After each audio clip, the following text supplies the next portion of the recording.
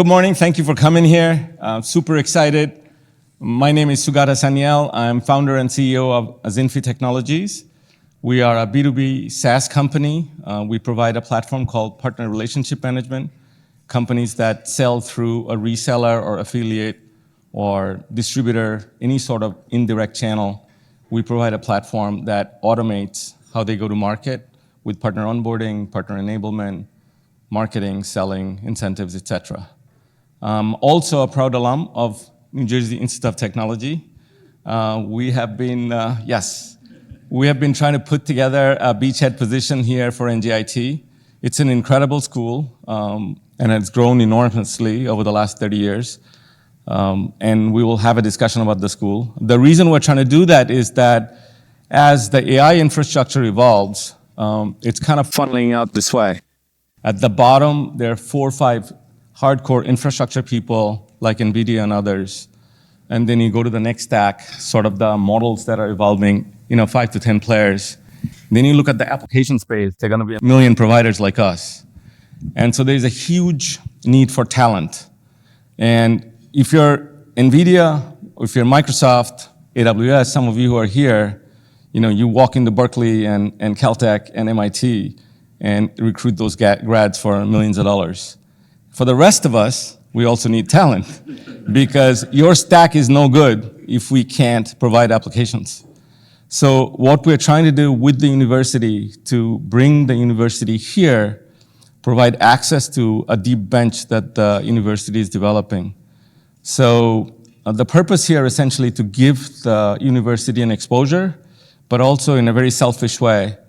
Some of us that are trying to build companies that needs AI talent, provide an access to the school also at the same time. So that's why we are here. Thank you all for coming. When I look at the registration list, initially this was supposed to be a small breakfast meeting. We sent out an email, and then I started to see registration growing, so we ended up adding more tables. So thank you all for here. So just to give you a background, you may have met some of other attendees. We have people from AWS, Microsoft, HP, Walmart, whole bunch of other names that I'm not going to go through.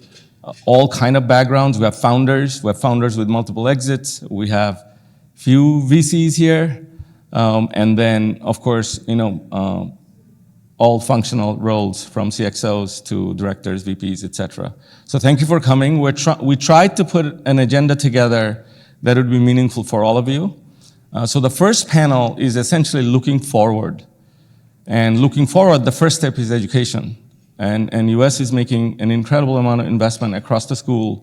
And you will hear from Dr. Payton how the school is working with NSF and other foundations to really have forward-looking research, which is getting talent ready. And then the second is kind of looking into through VC and private equity eyes, where they're making bets, and then eventually looking through an eye of a CIO, because every one of those roles are investing 3, 5, 7 years outlook. And when you look at the releases every day, looks like OpenAI is releasing a model in the morning, in the afternoon, in the evening, and you can't pick an infrastructure that way. So the first panel is kind of looking forward, right, where we are going as a country, as an economy, and a tech stack. And then the second panel is more about go-to-market. What is happening right now? We are a 150-person company. We grew close to about 30% last year. Our headcount reduced 10%. And that was fundamentally because the way we're using AI across the board, whether it's development, whether it's engineering, whether it's in marketing, whether in sales. For a small organization like ourselves, we can adapt and move very quickly. But when you look at enterprise, there's process changes required, there are talent changes required, there are upskilling required.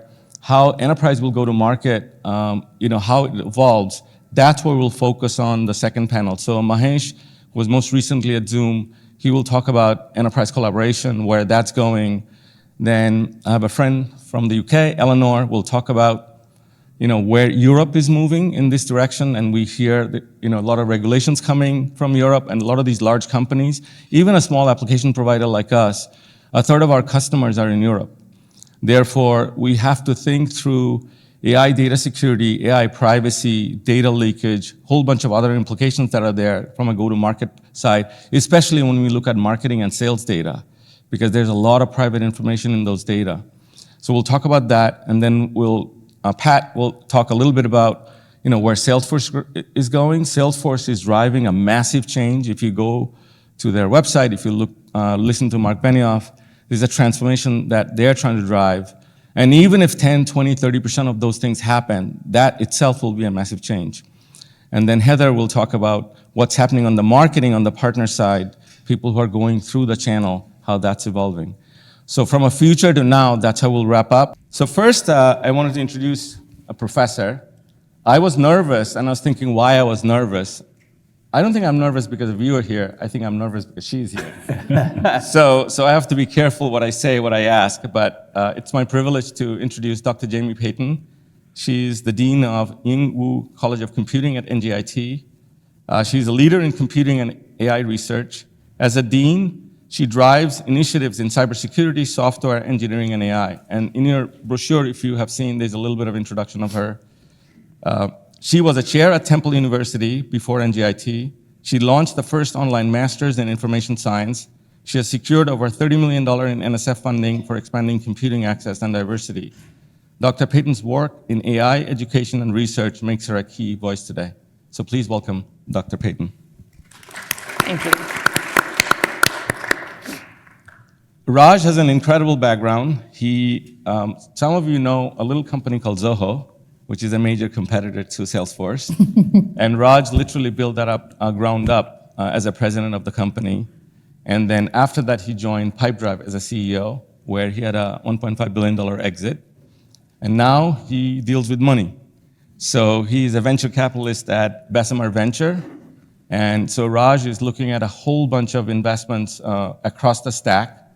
And so we want to welcome Raj for being here and sharing his view. Thank you, Raj. Thanks.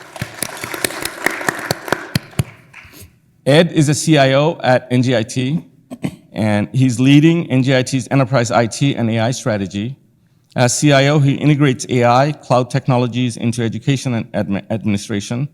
Previously, he led transformation at Stevens Institute of Technology, specializing in cybersecurity, AI implementation. His expertise in AI-driven enterprise solution is invaluable. Welcome, Ed. And we were having a dinner last night, and I told Ed that I've never seen a CIO that is so calm and composed. And he said the credit goes to his team. So with that as a backdrop, I think we're going to get started. First, what I'd like to do is have each of the speakers talk a little bit about their work, what they're doing, and what their background is. And also introduce the school. So Dr. Payton, if you can please talk a little bit about yourself as well as the school, that'll be great. Sure. Well, thank you again for having me today, Sagata. I'm Jamie Payton. I am a professor of computer science and dean of the Ying Wu College of Computing.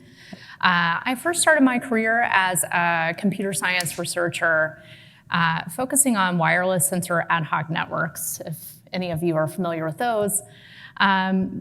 Just little battery-powered computers that could be dropped anywhere in a rainforest without any connection to satellite technology or any kind of network infrastructure, and could form a mesh network to help us sense properties around the world around us. And I worked on network protocols for a long time, trying to help people gather meaningful information from these dynamically formed networks. And that was a lot of fun, and I really enjoyed it.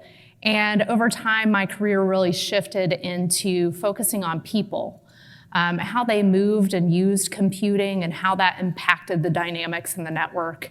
And over time, the people part of the problem became increasingly interesting to me and really clear that we have a need for computing education across the country that is more broad and inclusive and effective for students from K-12 into higher ed and beyond.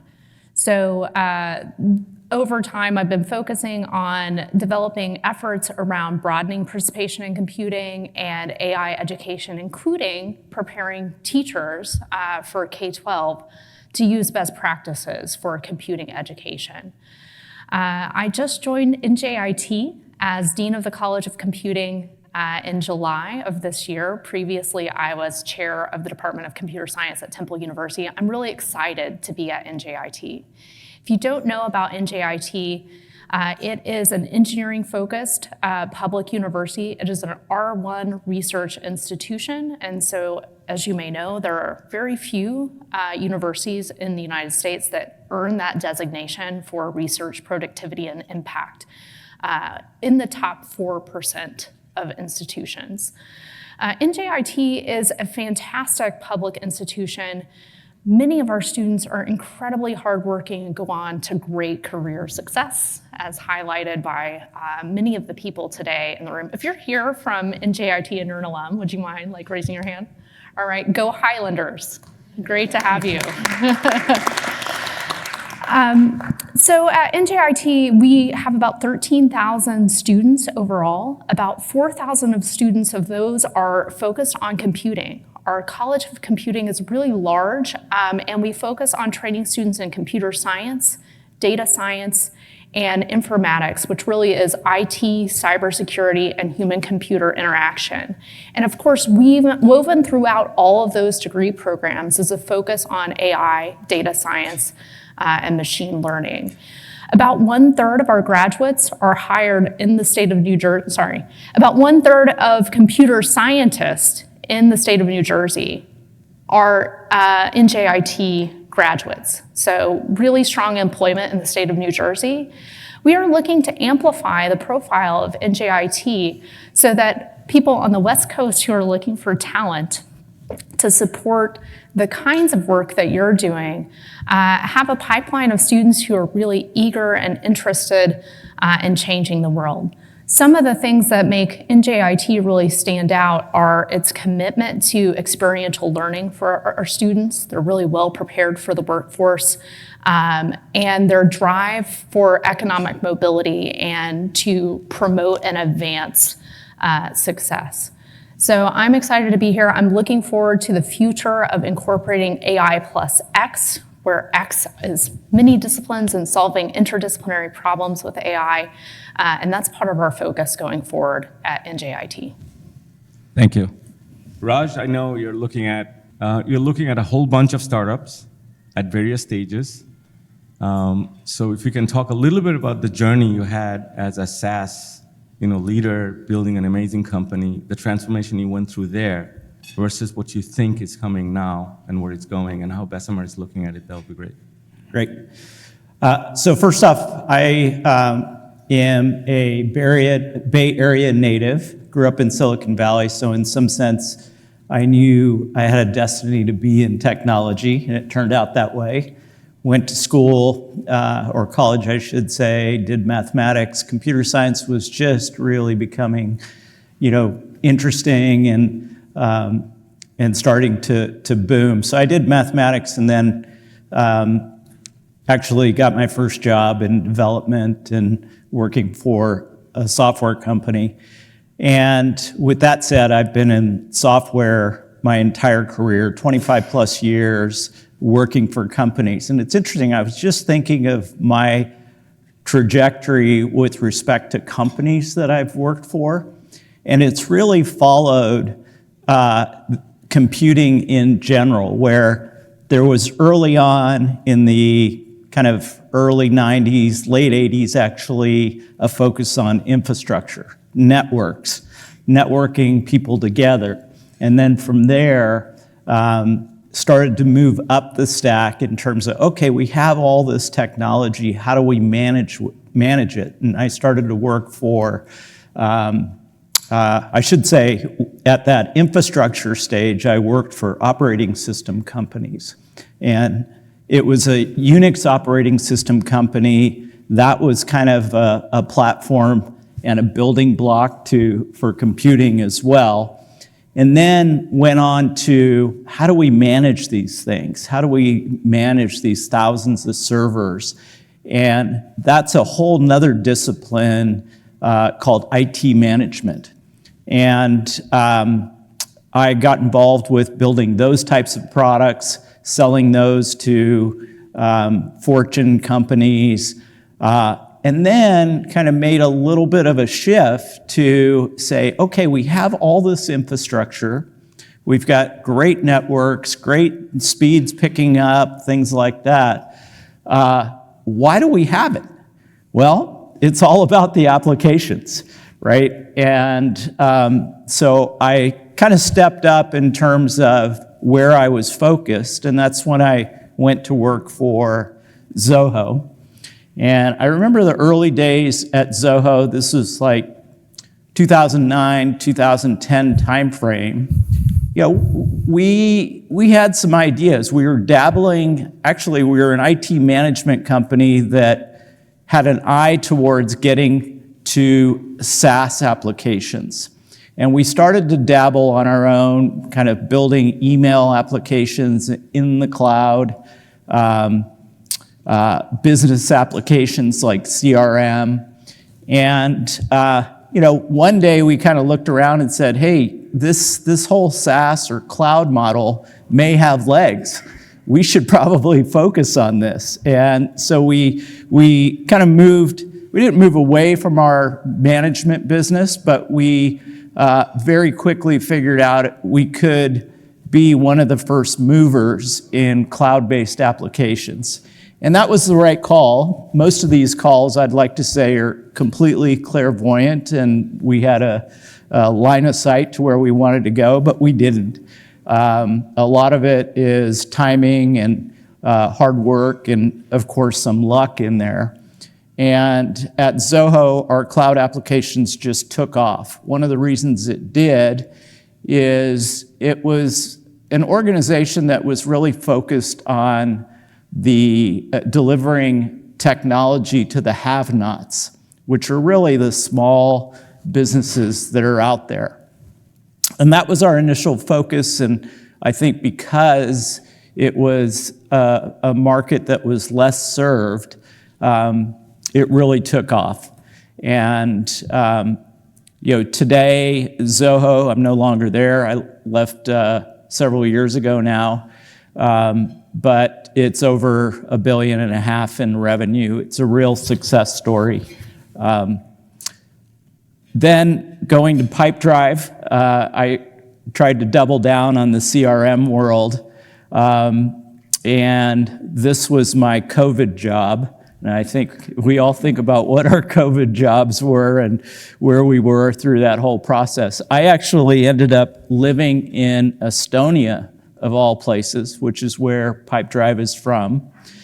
And, it was a little bit more of a laxed attitude about COVID, so we had our offices open in Estonia. It gave us actually a huge advantage to be together as a team. And like I said, that company was also doing really, really well in their CRM offering. We thought we wanted to take the company public, but for those of you that were following what was happening from a financial investor standpoint in those times, there was a lot of dry powder, as they say, a lot of money sitting on the sidelines looking to get invested. And we, in fact, were approached by a private equity firm that, as Sugata mentioned, made a $1.5 billion offer for Pipedrive. We ended up taking that offer, and one of my side quips to this story is it's probably one of the few software $1.5 billion deals that was done over Zoom. Thank you, Mahesh. There's no face-to-face meetings, and They did check the code though, right? right, a lot of remote sessions there. So that was kind of interesting. Our lead investor at Pipedrive was a company called Bessemer Venture Partners, which is the firm that I'm with now. After Pipedrive was sold, I stayed for a little bit longer, and then they invited me to come work for them. As I told Sugata, I'm not the guy who writes checks. I'm the guy that helps the portfolio companies get to the next level. Help them with their strategies, go to market, hiring, things like that. And hopefully I can, rely on some of the hard-fought battles in the companies that I've been with and the gain knowledge and impart that on them. A lot of what we're doing right now, and we'll delve more into this, is obviously around AI. It really gave, I believe, a reset to the venture capital market. There was a lull in venture capital investing in 2022 and through 2023, but it's back. And it's back because of AI. And we'll talk more about that. Thank you. So last year, I think around July, August timeframe, one of my friends here, Vishnu, he organized the founders and investors conference. There were about 300 people. And then there was a CIO panel. And one of the CIOs, I forget what company he was from, he said, if I ever get a call now from a sales guy and says, I got something to sell that has AI in it, I'm hanging up. But it seems like the environment is changing a little bit. So what I wanted to kind of hear from Ed, after you do a little bit of introduction of your team that keeps you calm and composed, how are you looking at AI infrastructure? Because, as a university with 15,000 students, especially with freshmen and sophomores with a bunch of ideas that are trying to hack into all kind of stuff, how are you thinking into investments from a school perspective? How is your team structured? If you can share a little bit, that'll be great. Sure. So thanks for organizing this again. We're very excited to be here on behalf of NJIT. So I got my start, and I started my undergrad in computer science, and about a year in realized I absolutely hate programming, but I'm data obsessed. So I switched over to what is now information systems, library systems, I think is what we called it. My first role out of college was at an insurance company working on, at the time, the largest data warehouse project in the industry. We were focused on taking 100 years of claim data that was on DB2, flat files, a lot of old legacy databases, and converting it into something a bit more nimble that we could grow into a warehouse to really do longitudinal analysis over time. And I loved it, but I realized I'm impact driven. So I went back to my alma mater and actually developed, and I did code a lot of this, what was probably at the time the first student life management system in industry. Lesson learned in not being an entrepreneurial mindset at the time. I didn't copyright it. I made it open source and could probably be retired at this point. But again, it was data focused. It was an area of the higher education industry I identified that, wow, we could learn a lot about students, we could provide a lot of support and resources, but there's nothing out there, so starting to solve for that. Went over to Stevens, competitor to NJIT, 5 miles away. At the time, looked at NJIT and went, I don't really see what's going on there, and cue me now being at this place that has had this astronomical rise. And I'll talk more about that in a minute. But shifted and rode the SaaS train there, and started about 15 years ago with this little company called Workday, right around the corner. Had met Dave Duffield. He was obviously, I think he's like the godfather of ERP if you look at his track record. And he was very focused on going back to his higher ed roots and developing a student module within Workday that had things like course registration, financial aid management, what we call our SIS. It was fascinating to me because the approach Workday took was all from scratch. We're not layering on 20 years of code. So on behalf of Stevens, as well as 9 other universities, we spent about 7 years working with them to help develop that module. I left and became so focused on the ERP and data space, and part of what I realized with Workday, it was one of the first ERPs in the industry that gave people data and made it self-service. It didn't hide, it wasn't focused on back office, it was really about enablement. Went into consulting for a while, and then pandemic life kicked in. Was burnt out from being a road warrior, traveling from New Jersey to Seattle, California, Miami, sometimes all within the same week. And a recruiter reached out to become the deputy CIO of NJIT, and I jumped at it. I learned about the profile, I saw the growth, the investments the university was making, and when I talked to the then CIO, she said, we're doubling down on digital and we're doubling down on IT. We realize as a polytechnic that this is absolutely what we need to do. She left after 9 months and had me take over, so it wasn't even the long entry for me. Took the interim role, and my role was actually escalated from just a CIO and a vice provost, actually reporting to the academic side, to a vice president for digital and CIO, and that to me was very meaningful. I'm one of maybe 5 CIOs who also has a digital title in the higher education industry, and that's actually where I focus it more. It's really looking at innovation. How do we create a better customized value chain for our students, for our faculty, for our staff, our researchers? Because we realize that with all of this data that we can harness, and with AI on the horizon, or Gen AI on the horizon, I can really give you a hyper-customized experience. That typically, one of the issues we see in the higher ed industry is that everything is cookie cutter. You come in, here are the courses you're prescribed as a student. As a faculty member, here are how many courses you teach based on your load. Here's the research revenue you need to drive. But we realize in society, and what has made AI so prolific, in my opinion, is that we're all different. We learn differently, we think differently, we work differently. So a lot of my focus now at NJIT is driven by that. At NJIT, we have what we call the AI at NJIT initiative, which is an enterprise initiative funded with an initial seed funding of $10 million. $6 million of that is dedicated largely to student and research support. The other $4 million is about how we leverage enabling technologies. Our provost and I chair that. Jamie spends a lot of time on that naturally with the work she does and the College of Computing. But we want to focus on 4 broad horizons. One is teaching and learning. How will this impact our students? How do we help our faculty understand how to integrate AI into the curriculum, not run away from it, which is what we see in a lot of liberal arts spaces, or really a lot of universities as a whole. We think it's the death of academia. Guess what? We thought that with the calculator. We thought that with Wikipedia. We thought that with a lot of modern technology. So at NJIT, we're opting to get ahead of that. So we have a group that works on that, understands pedagogical impact, is developing curriculum for our faculty to learn, and it's not just computing faculty, it's engineering faculty, architecture faculty, management faculty, helping them understand how do I embed this in curriculum, and really working with industry leaders to understand how we're arming our students to go out into the workforce and be prepared for what you're all doing in this room.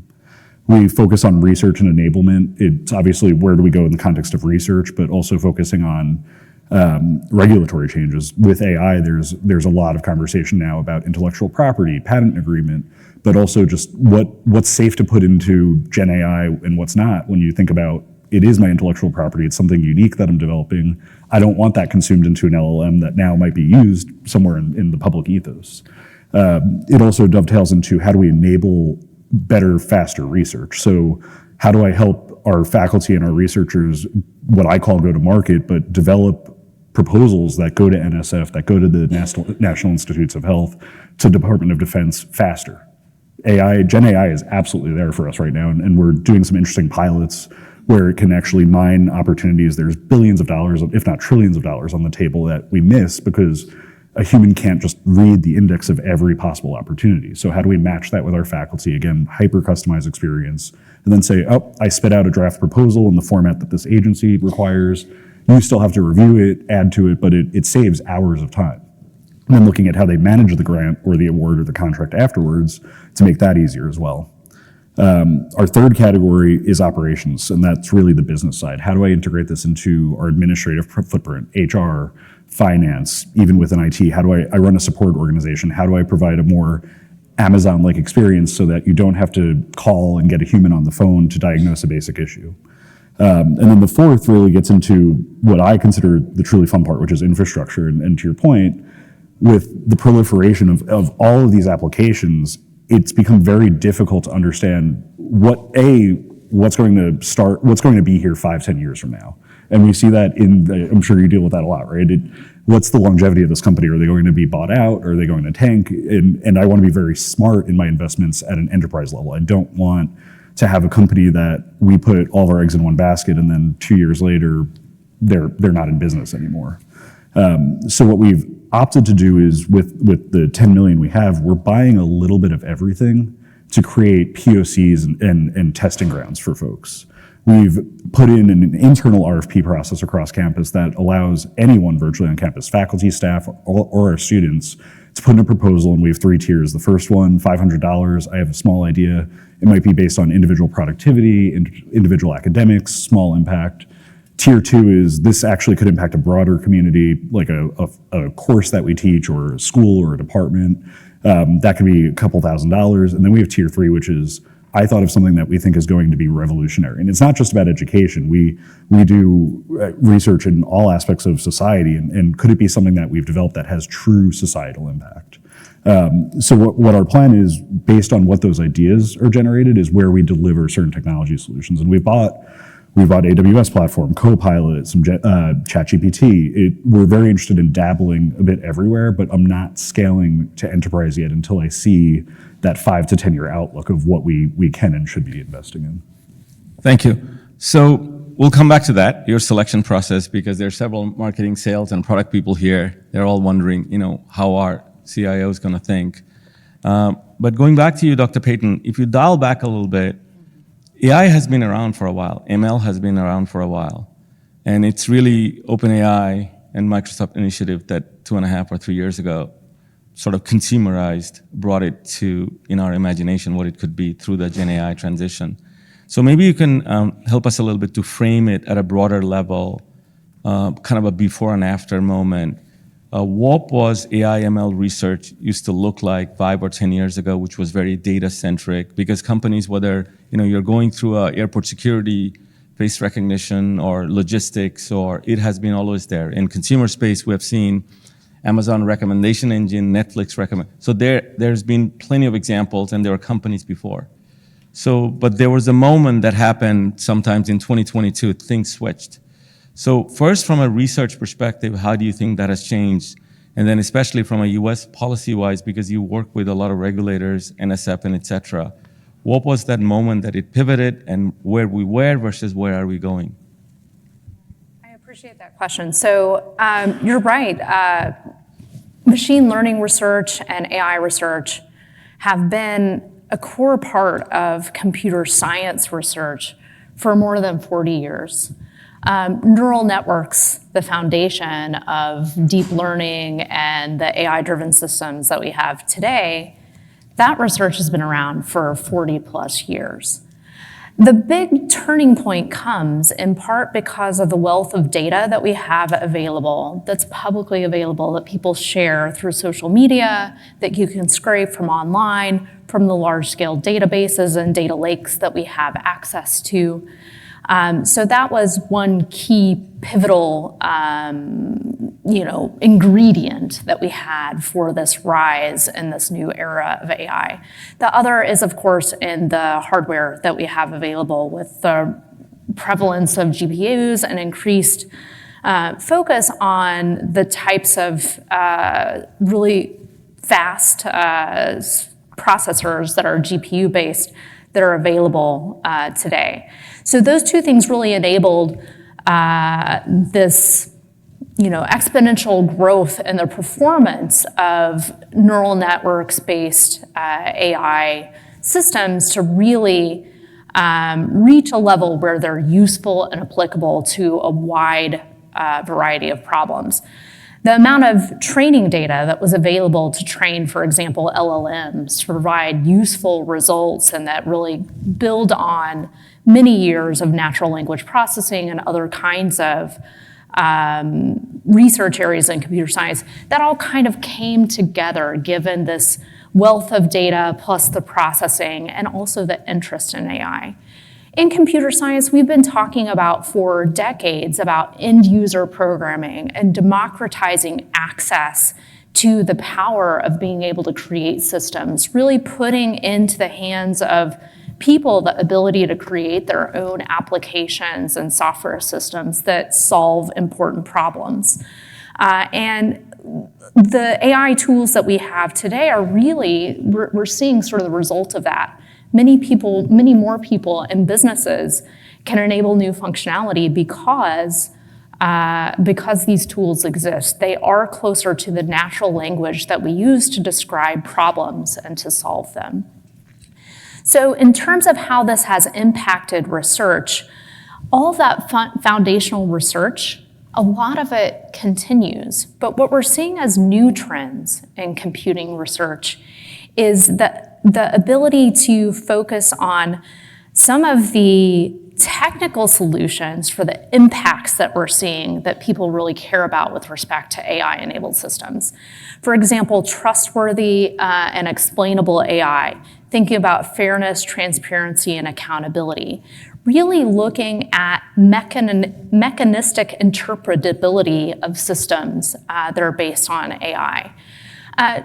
When we think about neural networks, really we're talking about the concepts of having neurons and connections between the neurons. There are weights between the neurons, and we use the weights to sort of compute how much that particular neuron contributes to the model that we're developing and the concept that's going through.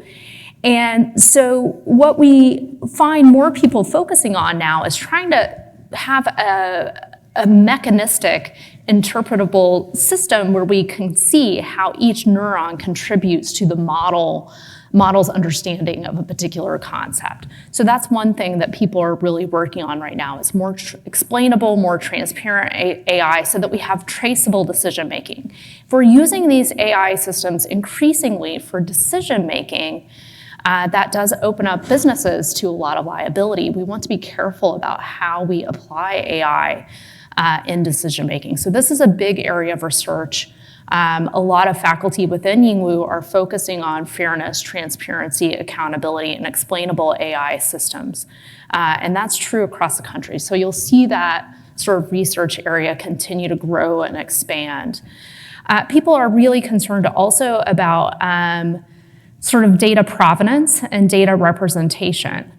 So those are other areas that you see people continuing to explore. Some of the things that we will really care about too is, although we do have access to these large-scale systems, they consume a lot of energy, right, to be able to develop these models and to generate these answers. And so increasingly you see people focusing on computationally aware solutions for creating AI models, for training, and even for execution, for actually using the models for solving problems. So energy-aware computation for the models is a big area of research. You'll also see that increasingly people are looking at federated machine learning, where we do more sort of machine learning at the edges of a network rather than pulling all the data into one sort of centralized location and generating the model there. Instead, we're sort of building models that might be smaller, maybe a little bit less robust, maybe a little bit less accurate, but we do it locally on local smaller devices, and then we begin using those more localized, maybe less accurate models across a network in order to be able to come to a more centralized solution. So you'll see those areas continuing to expand in terms of the research that we're doing. Thank you. So if I take maybe the pivot points, like essentially going to compute capability, access to data, and models coming together, and a change in interface, right? If we kind of look at that as a pivot point, going to Raj, when you look back at your history with companies, whether it's the networking ramp that happened or the SaaS ramp that happened, every one of those ramps, one of the biggest fear was job losses, right? So we are hearing in the press, and media tends to focus on negative side of things, is that there'll be a lot of job losses. The reality is at every one of those pivot points, there are companies that got created, like cybersecurity didn't exist 20 years ago. That's a $500 billion industry employing hundreds and thousands of professionals, and it's growing rapidly, right? So from a VC lens, as you look forward, it is all about creative destructions. So when you think forward, the areas that you're investing, where do you see in a 3-year horizon most of the tractions are? Yes, there will be some job shifts, some job elimination, but from a growth perspective, because your companies that you're investing in are the ones that are going to create growth. Where is that happening in your mind at the moment? Yeah, I mean, really good questions. I think in some sense, we think about we think about it in terms of we've seen this movie before, where these inflection points come, whether we're talking about infrastructure, mobile, Wi-Fi, what have you. These are big inflection points, and typically, and I believe this will happen, it happened with SaaS, it'll happen with AI, is we go through this maturation process where ultimately we're getting to the point where we're delivering on productivity and frankly, more complete solutions. So if we think about AI today, there's some really cool stuff, right? We all think about generative AI and ChatGPT and things of that nature. But, for the most part, I look at enterprises today and see, which ones are actually embracing AI to the extent that, they're creating new business opportunities or becoming, significantly more productive and profitable and things like that. That hasn't happened, in my opinion, with the use of AI yet. And I think that's, like I said, it's a movie we've seen before where we'll see bits and pieces come out, and then this getting to the point of what we're interested in and where we're investing, we want to start seeing solutions, whether it be vertical solutions going after under-digitized areas, industries, and so forth that can benefit by AI technology, where we're building end-to-end solutions for these customers where they see significant benefits in their businesses. And I'm very, very optimistic, but I also think there's a lot of room, a big gap between taking some of these bits and pieces to get to the point where we're really delivering outcomes and use cases and so forth. I think there's some incredible advancements that we'll see in 3 to 5 years, whether it be multimodal, where we're having much more natural interactions with AI. Individuals that are in businesses can talk to the AI and very naturally get answers back. I think that's going to happen. Agentic AI is pretty exciting right now. And again, it's going to be exciting to see what are the kind of end-to-end solutions that we're going to be able to produce by this. In some sense, you can think about, my perspective is typically from a business standpoint, but you have these key business processes, and you're always with technology trying to optimize those business processes. And in fact, a lot of those business processes will continue to exist, whether it be selling, and maybe with selling and with AI, what's already happening is we have automation in functions like the sales role, or what we call SDRs and BDRs that can essentially be mimicked by AI. And the point being is we're going to go through our business processes and we're going to see what can be optimized in first pass by AI solutions. And ultimately, I think where we end up is end-to-end solutions that kind of mimic some of these enterprise applications that we have today. It's just going to be AI first, AI based, and it's going to be another huge inflection point in computing. So if I take that word, inflection point, Gartner a couple of decades ago created the hype cycle. So before something goes mainstream, we go through this, peak up exuberance, and then it kind of goes downhill, and then things settle. So from a CIO perspective, when you're looking at a 3 to 5 year horizon, what, from your perspective, is that early inflection point that you're saying, you know what, I'm not going to touch it, but you see achieving maturity, whether it has Gen AI or not. Can you share a couple of examples in what areas and how you're looking at those? Yeah, absolutely. I think, so it's interesting you referenced Gartner. I'm a big Gartner person, and I think we are starting to go into that trough, right? Where it's the shiny object, it's a lot of toys, as I like to call them, and we're still, to your point, figuring out how to scale them at enterprise. So as I was mentioning before about our investment strategy, I'm very open to conversations where I'm talking to, whether it's a salesperson, a developer, an entrepreneur, where you're actually focused on, I found a problem that I'm trying to solve through AI. I'm not just developing something that's Gen AI.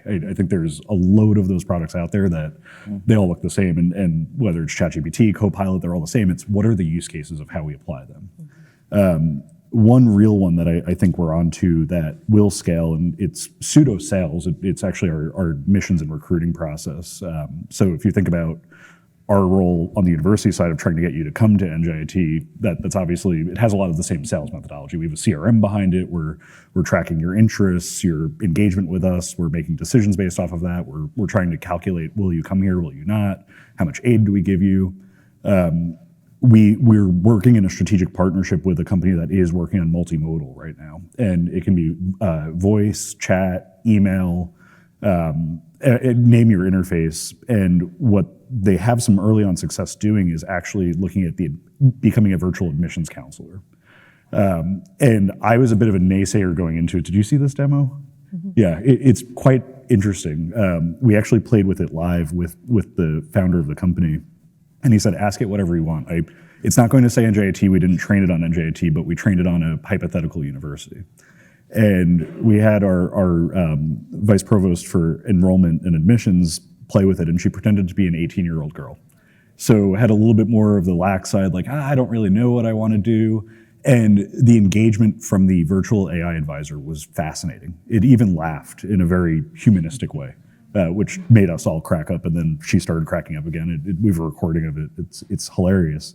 But the reason we did that, and what we realized is that, again, trying to solve a problem, we run a classic business, so we're more in the 9-to-5 context. But if you think about it, for any of you in your college experiences, for any of you with children that are college bound, when are you actually looking and digging into the college experience and where you might go? Whether you're going for graduate studies or undergrad, it's after hours. It's when you're home with your children. It's when you have downtime. We're not open, so we don't have live folks. We do, our counselors go above and beyond, but that's really, it's difficult to schedule those shifts. And then from a workforce perspective, it's hard to get people who want to do that. Mm-hmm. So now what we'll be able to do with this is actually turn it into a 24/7 where you're using your agentic AI and it's logging everything. We actually can get sentiment analysis out of that. What's their tonality when they're talking? And we're seeing that, and then we're going to actually dovetail that into the advising experience. So when you come to NJIT, how does this become your advisor to help you before you go and meet with somebody? And I equate it to going to a doctor's office.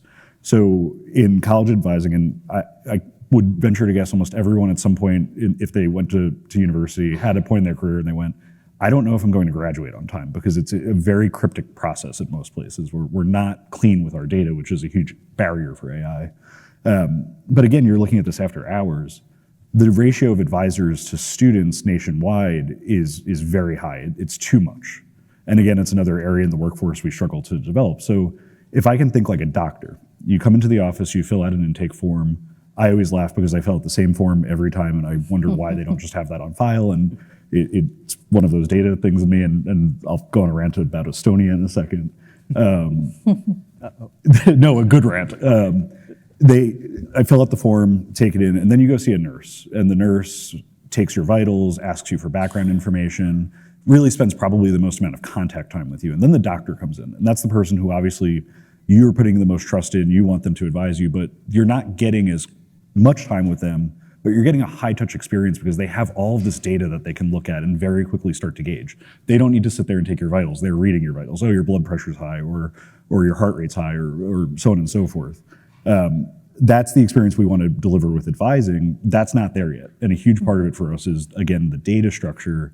We operate on paper in some areas of universities. We use Excel spreadsheets to track this. We have all these different modalities. And now key into Estonian, where I think you'll see them probably leap in the AI space, I make everyone on my staff watch a TED Talk about Estonia's digital government. Yeah. And you've probably seen it. And having lived there, I'll pick your brain. It's incredible there. Yeah, it is the most Everything's digitized. digital-centric government in the world. I think they have 2 pieces of paper the last I checked, like If a birth that. certificate and a mortgage perhaps or something. But that's the mentality I'm trying to drive to NGIT is get everything digital, get data quality high, and then Gen AI actually becomes real.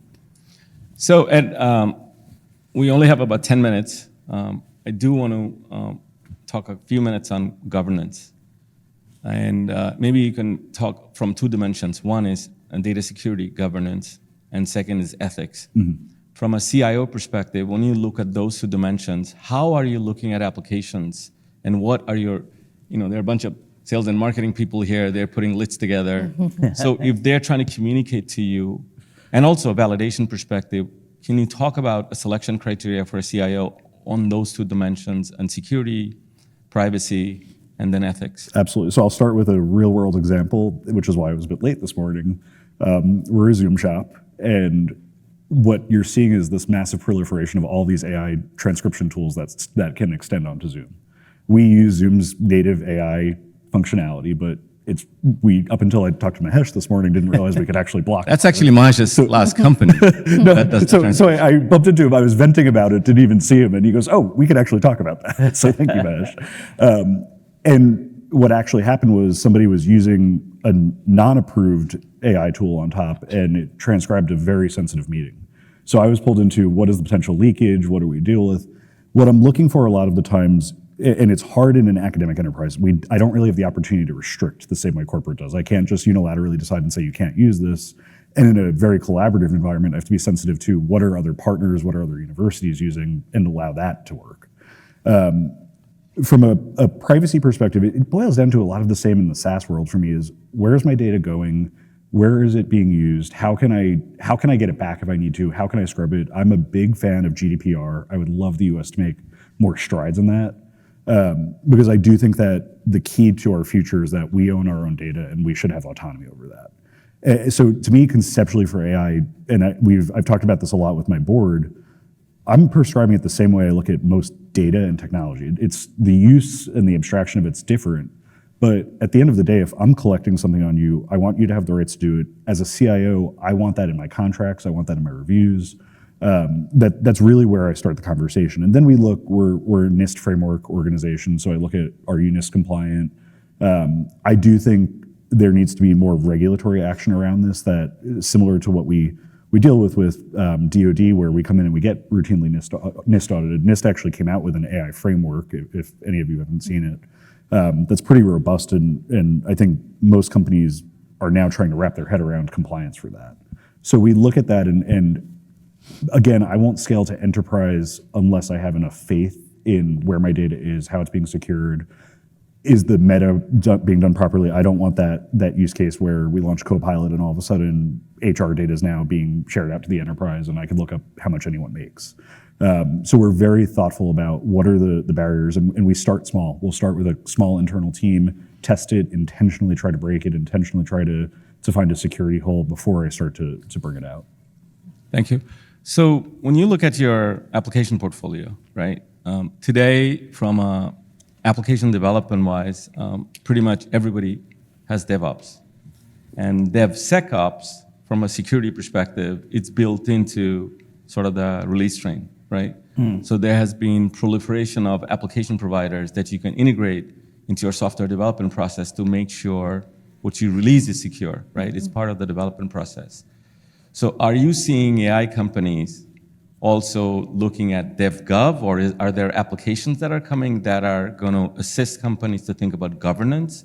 Because that not something is in our vernacular today. Yeah.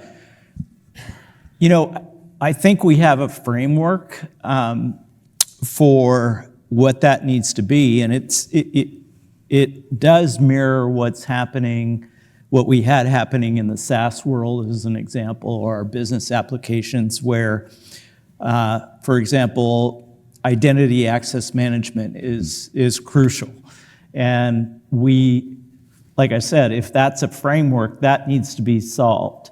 DLP is absolutely crucial and we need to solve it in the context of AI as well. So I think the framework is there.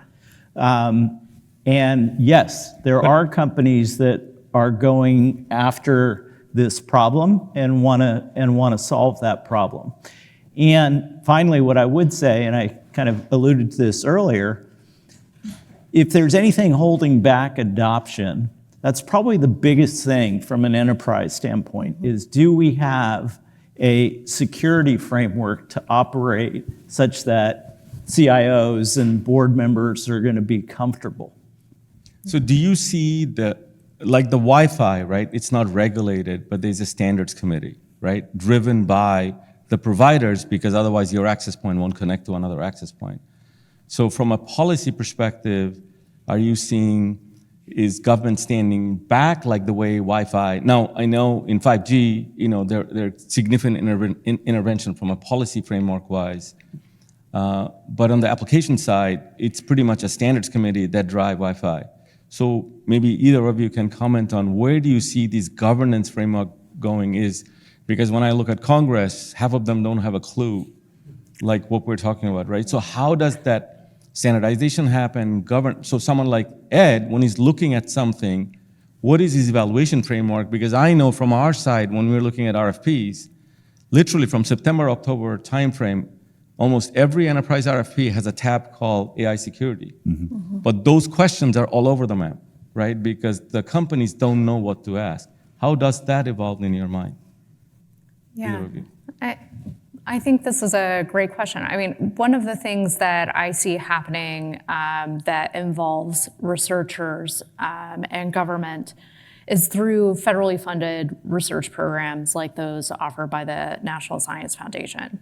So as an example, I'm a co-PI on an NSF-funded research grant that founded the AI Institute. It's called the Invite AI Institute. And it's one of, at the time, 25 AI institutes across the US. And representatives from these institutes were invited to have a showcase day, we called it a Hill Day, to meet with lawmakers, policymakers, and so on. So I think you're just gonna see increased interactions like these between researchers and policymakers. There are also programs sponsored by national organizations like the Computing Research Association that appoint fellows, faculty fellows, to go and serve as representatives in government officials' offices. So these are some of the sort of smaller scale ways where the research perspective is becoming integrated into government. But I think there's a recognition in higher education. I know for a fact at NJIT we have this recognition that we need increasingly to prepare our students across the board with broader perspectives to understand what are policy implications, even if you're a computer scientist or an AI engineer. So really having more integrated education for our students about how to address potential legal issues when you're developing an AI tool or considering implementing a particular stack. These are things that we need to integrate in education. That's a longer term answer, but I think a lot of that you'll see coming. You'll also see interactions with the Office of Science and Technology Policy. You're probably aware that there had been an executive order around AI with the previous administration, and you'll probably see another one coming very soon, I would expect. And so those are some of the ways that we start to see steps towards something like a framework that NIST would provide, for example, or a standard for Wi-Fi. We're just not there yet. Yeah. We're just not there yet. There's still a lot of uncertainty. Thank you. We'll take a few questions. So I'm going to go around and give you the mic if you have any questions to ask. Any questions for the panel? Hi, my name is Arun Sitaraman. I used to be with SAP. The question that I have, we talked about trust, transparency, and so on and so forth. From a security standpoint, would you agree, Ed, that you are looking at a more comprehensive framework, not just governance per se, but also governance risks and compliance? Yeah. as a framework. Yeah, I mean, GRC is absolutely, and I think what we're all pointing to is it's not necessarily AI specifically, it's everything that's feeding into AI. So it's my data governance strategy, it's my security layer, it's risk management. Something interesting on the ethical side of this is that the more humanistic it becomes, the more emotion comes into it, right? And I spend a lot of time, and this company I talked about that we're building this partnership with, one of my first questions was, if a student's using it and they start to talk in a negative context, so they start to talk about mental health and that they might feel ill, or unfortunately in the nation, campuses are prone to active shooter threats, how does it handle that? Is it going to coach them? I mean, we've seen these movies about AI turns against you, right? And I need to make sure that from an ethics, morality, but also risk perspective, anything we're introducing doesn't do that. It veers in the opposite direction. It'll point you to somebody who can help you. It's a very comprehensive framework that needs to be developed. I think the tab on the RFP is an ill thought out process that they're saying, all right, somebody on my board or somebody's giving me pressure that I have to do this, but it really is the amalgamation of everything that we've always worried about with data and privacy and security. Thank you. Kamlesh, you have a question? Hi, this is Kamlesh. Question for Raj. I know you had mentioned about you're looking at solutions for AI. So what are you seeing where the adoption is kind of early stage, and where do you see a lot more momentum and demand and all that stuff, value? I actually think it's going to be across the board. And at the same time, if I think about where, one of the areas that we really like at BVP in terms of investing is, as I mentioned earlier, some of these kind of legacy, these industries that are using really legacy solutions or just been flatly under-digitized. So, we've made investments in areas such as insurance and legal and construction. It really those are areas in my mind are niche areas. They're big, but they're niche, and historically there's been less companies that have gone off and tried to make a solution for them. And what we're seeing now is with the help of AI, these solutions in these underserved markets are becoming more of a reality. So I think that's a big area, is to kind of look at verticalization, leveraging AI. Thank you. We're going to take one last question. Let me go there and come back. Hi, I appreciate the presentation and the insights. My name is Latif Amlani. I've just started a consultancy called SaaS Consultants. So our customers are software companies that are looking to grow their partner programs. And increasingly, we're being asked, how can we use AI in expanding our partner programs and essentially increasing the velocity to revenue, right? So Satya Nadella, the question is, Satya Nadella recently said that SaaS is dead and the CRUD databases are dead in the world of AI. And I was just wondering, for the technical folks, I guess, the NGIT folks, what your reaction is to that statement. I think that's an overstatement. I agree.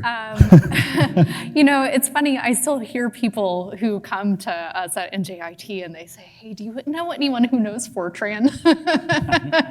And I think some of these problems that Ed mentioned before about where does your data come from, people are still doing things on paper. There's a lot of hope around AI that it can solve all our problems that have existed for a long time before that could have been solved, but we didn't address the process part of the problem. So I don't think those systems are dead. I think there are going to be a lot of legacy systems. It takes a lot of investment and process change and organizational change to have broad adoption of AI solutions. Will people take an AI first approach when they're developing new systems? I think the answer to that is yes. I think that they will take an AI first approach because it does, at least for proof of concept, because it lowers the barrier and can potentially reduce the effort to get there faster. But I don't think CRUD systems are dead. Yeah, I mean, we've talked about headless for a long time, and there's some movement in it. I think it's very futuristic, perhaps. Society, while we're adopting things like ChatGPT at a much faster rate than we ever have any other technology, I don't think, we know enough about it yet. I don't think it's not advanced enough yet. It can't replicate an ERP or a CRM natively. You still need those back-end processes and everything. I met one of the co-founders of OpenAI a few months ago. We brought him to campus to speak, and he prophesied something similar, but it said that's the long-term goal and outlook, right? But you still need these systems today. I think the world of SaaS, you'll see less investment in it. I think it's a more stable market, but I don't see it going away for at least 20 years. And organizations too, you have to think about digital literacy, skills gap. Everyone needs to be an expert in using Gen AI to make that happen. And even at NJIT, a very technical university, that's something I struggle with as a CIO, is we have frontline workers who absolutely have never logged into something like ChatGPT or Copilot, and they're still very used to a graphical interface. And in the second panel, actually, we'll talk about workflows, because when we think about go-to-market motions, right, marketing, sales, partners, it's all workflows. Yeah. So we have a couple of people that are dealing with that now, an evolution of whether we go rule-based or agent-based, implications of that, we'll discuss that. I do have one last question. So if someone wants to engage with NJIT at a research level or hiring students or internship, how can they engage? What's the mechanism? Well, a very simple way is just reach out and contact us, because there are lots of different ways to engage, and we have lots of opportunities that can match to what you're looking for and match what you need. We do have students who are looking for employment opportunities, and you may be looking for talent, and we're happy to make that match for you. You have expertise, and maybe you want to share your experiences and be part of a network of alumni or professionals who are affiliated and invested in advancing computing and AI in your businesses. We'd be happy to host you and to help facilitate that network. You might be looking to give back by mentoring. You might be looking to have some input on what the latest advances are in terms of research in AI, and even in AI plus X, where you're combining other disciplines to solve really important problems. And we have researchers who are really eager to work on those real world problems with industry professionals. So there are lots of different pathways. If you know what you're looking for, and even if you don't, let's reach out, let's have a conversation. We'd be happy to connect you with those pathways. Yeah. And you should all have a brochure, and the back of the brochure, you have Mike Waltz, who's standing over there, and John Borges, who is over there. So you can connect with them, you can reach out to them. We also have alums here that we are quite connected, so you can reach out to us in multiple ways. Ed, sorry, you're going to say something? No, I was just about to say, feel free to reach out, email, and if you want to share all of our email addresses, I think we're fine with that. LinkedIn, the four of us know how to get everyone in touch. Oh, NJI. So we also have a very interesting arm of the university called New Jersey Innovation Institute. It's a wholly owned subsidiary of ours, and their focus is really working with folks in industry who are trying to solve big problems. It's somewhat of a venture capital play for us. We will invest in some companies. We'll provide incubation and startup space. We have a WeWork-like facility where we have companies that touch down and have started. About 2.5 years ago, we sold a biopharma startup for about $100 million, which has helped seed a lot of investment across the university. So we're happy to put you in touch with that arm as well. They focus on a couple of verticals like healthcare, defense manufacturing, defense logistics. We just started an AI program there. What we found is a lot of companies that are trying to make innovation in AI, they don't have good outlets to go to for POCs. They can go to the big firms like Deloitte and McKinsey, but those normally come with 7-figure plus price tags for incubation. We can do it at the much smaller 250,000 plus level with our compute that I've made investments in, and the expertise that Jamie's school has, as well as NJI has. So we're happy to connect you with folks over there as well. Awesome. So I know we ran 10 minutes over. We will start back up at 11. Thank you, and great thanks to the panel.